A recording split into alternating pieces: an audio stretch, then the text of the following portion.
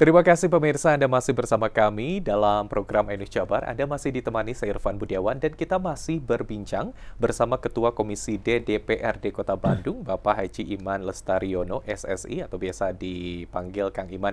Kang Iman, bagaimana juga tentunya konstituen Anda ya menyampaikan keluhan-keluhan terutama soal pendidikan ini, baik itu secara langsung ataupun juga melalui kanal media sosial yang sekarang mungkin sedang cukup banyak dipergunakan masyarakat nih, Kang Iman.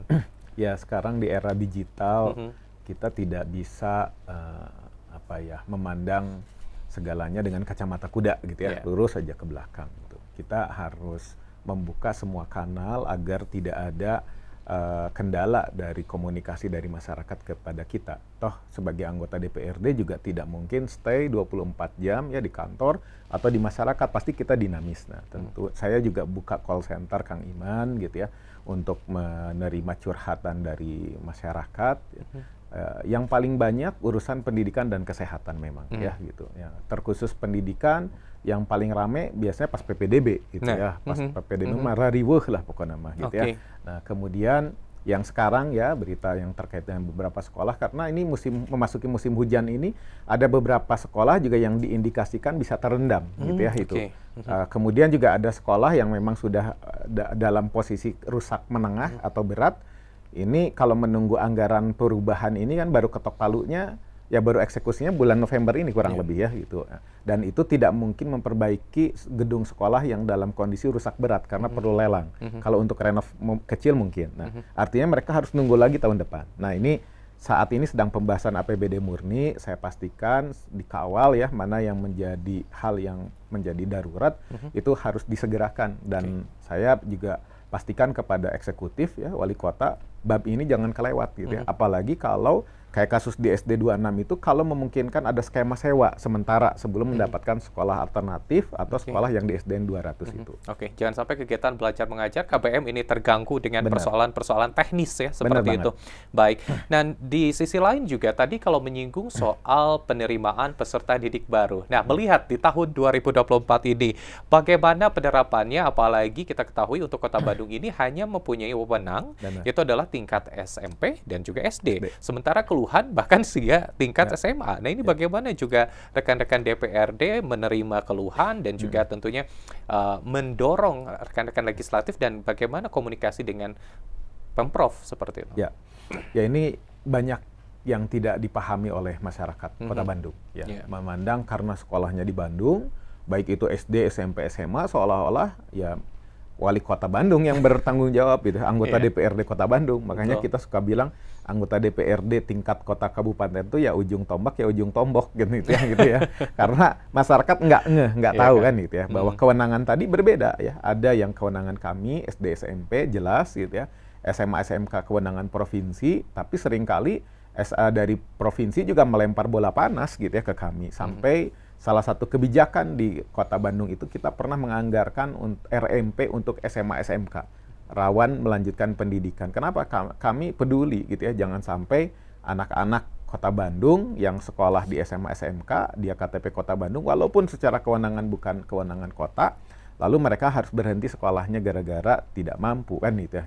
Nah, apalagi ketidakmampuan ini kan bersyarat ya, harus masuk dalam DTKS. Nah, paling tidak kita siapkan anggarannya hampir 27 miliar gitu ya untuk SMA SMK RMP. Nah, periode ini kita sedang evaluasi lagi gitu, apakah anggaran itu efektif atau tidak. Karena di sisi yang lain banyak juga terjadi kasus penahanan ijazah, dan ijazah itu mayoritas SMA SMK juga kan gitu. Nah, ini jadi kalau tidak bisa dibereskan oleh provinsi, saya pikir gubernurnya harus ganti. Kita tunggu nanti seperti apa ya. Tentunya kebijakan dari gubernur baru ini ditunggu. Dan juga yang menarik adalah kalau kita berbincang soal pendidikan, tadi soal dana yang dikatakan selalu habis ketika sudah dianggarkan. Bagaimana untuk penganggaran di tahun depan sendiri? Apakah akan ada penambahan lebih lanjut ataupun juga melihat seperti apa kebutuhan yang diajukan oleh rekan-rekan di eksekutif? Ya. Mandatory spending menjadi salah satu guidance gitu ya dalam penentuan anggaran di semua wilayah ya, kota, kabupaten, provinsi. Dan untuk Disdik sudah dipatok tidak boleh kurang dari 20%. Untuk kesehatan tidak boleh dari kurang dari 10%. Dan untuk Kota Bandung alokasi untuk pendidikan itu lebih dari 20% ya, kalau tidak salah ada 26% ya. Namun tidak semuanya program kan gitu ya. Itu juga ada terkait dengan gaji pegawai ya, gaji pegawai masih cukup besar ya. Kalau rata sih kita masih dekat di angka 35% yang sebelumnya kita sempat 40% ya gitu. 35%, kita lagi ngejar harapannya tidak kurang dari 30% ya. Harapannya kurang dari 30%. Nah, tetapi yang PR yang terus akan membayangi itu terkait dengan status guru honorer gitu ya itu. Yang saat ini juga Kota Bandung punya kebijakan untuk guru-guru itu memberikan HPM ya, honor peningkatan mutu, baik itu untuk negeri ataupun swasta. Tapi ketika ada Undang-Undang 23 terkait dengan ASN, tentunya kita harus menyesuaikan siapa yang berhak kita berikan honor atau gaji itu ya, yang tentunya kita juga salah satunya nggak boleh lagi merekrut honorer. Lalu honorer yang sudah ada seperti apa? Nah, itu PR-nya. Baik. Ini kebutuhan soal SDM terutama tenaga pendidik ini kan akhirnya juga bersinggungan dengan tadi Undang-Undang ASN yang baru seperti itu, pengangkatan tenaga honorer menjadi P3K yang akhirnya juga memperkecil peluang masyarakat terutama para tenaga pendidik untuk masuk ke dunia pendidikan seperti itu. Bagaimana menanggulangi hal ini? Apakah diprediksi tahun depan akan ada kekurangan tenaga pendidik? Ya, banget. Dan kekurangan tenaga pendidik ini bukan saja di sekolah negeri ya. Saya melihat juga sudah mulai curhatan yang bergelombang banyak itu dari swasta. Karena awalnya dia ngajar di swasta, dia diaktifasi oleh sekolahnya mungkin ya melalui kursus, workshop, tapi kemudian dia mengambil kesempatan untuk ASN, tes ASN. Ketika dia masuk P3K, maka dia harus pindah kan tugasnya. Sehingga ada keluh kesah bahwa di sekolah swasta sekarang juga kehilangan guru yang sudah jadi di mereka. Dengan diterimanya ASN P3K itu, maka tugasnya harus berpindah ke sekolah negeri. Nah, ini saya pikir kalau wali kota kan tidak hanya mengurusin urusan sekolah negeri kan gitu. Itu juga bagian dari tanggung jawab kepala daerah dan kami juga di DPRD bagaimana win-win solution-nya. Sejauh ini Pak, apakah sudah ada gambaran nanti seperti apa harus yang dilakukan atau apa yang didorong DPRD nanti misalnya, apakah yang mau tidak mau ya sudah tanda kutip statusnya nanti seperti apa nih yang tenaga pengajar ini?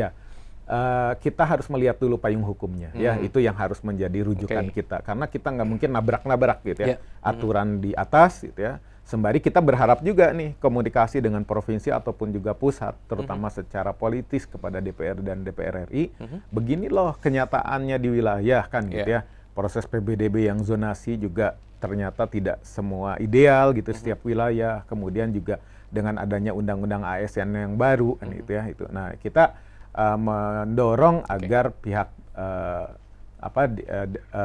dinas terkait ya, khususnya terkait dengan SDM ini gitu ya, BKP SDM, dia untuk berkomunikasi ke pusat.